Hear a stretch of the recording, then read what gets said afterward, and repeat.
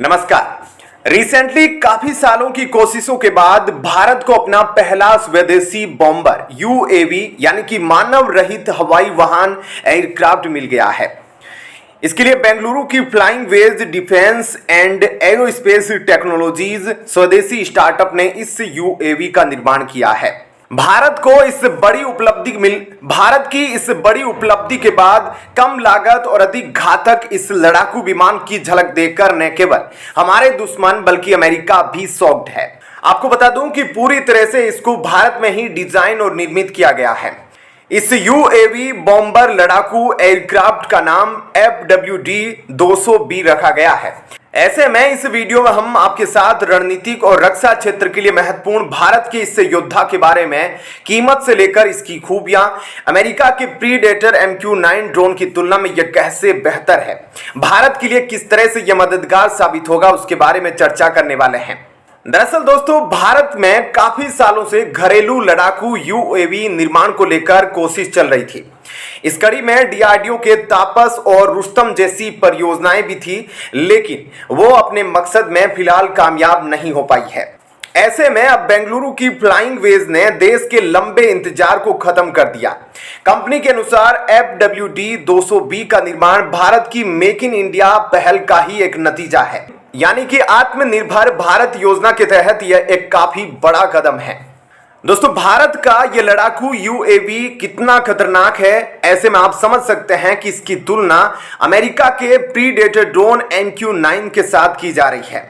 कहा जा रहा है कि जो अमेरिका का MQ-9 यानी कि प्रीडेटर ड्रोन है, जो कीमत में इससे 10 गुना तक अधिक है।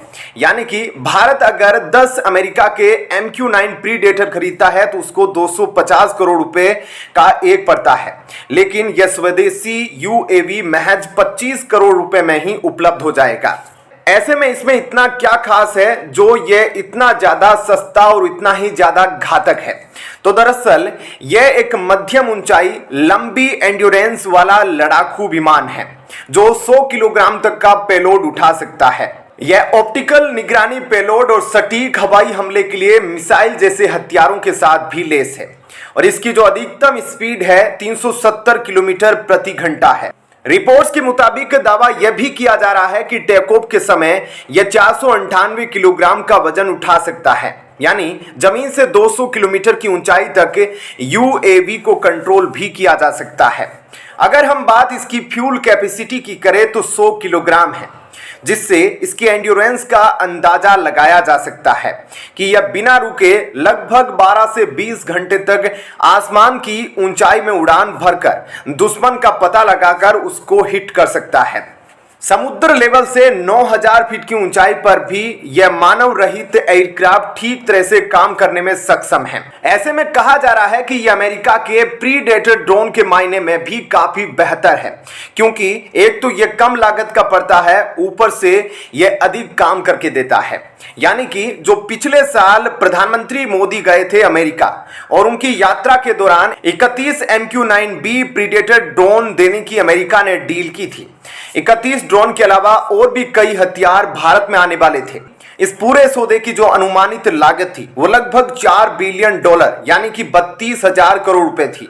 ऐसे में FWD-200B जैसे प्रभावी घरेलू लड़ाकू विमान होने से न केवल आत्मनिर्भर भारत को बढ़ावा मिलेगा, बल्कि भारत को जो कॉस्ट इफेक्टिव डिफेंस सॉल्यूशन है उसमें भी मजबूत पोजीशन हासिल होगी, यानी कम लागत के साथ हम महत्वपूर्ण परिणाम प्राप्त कर सकेंगे।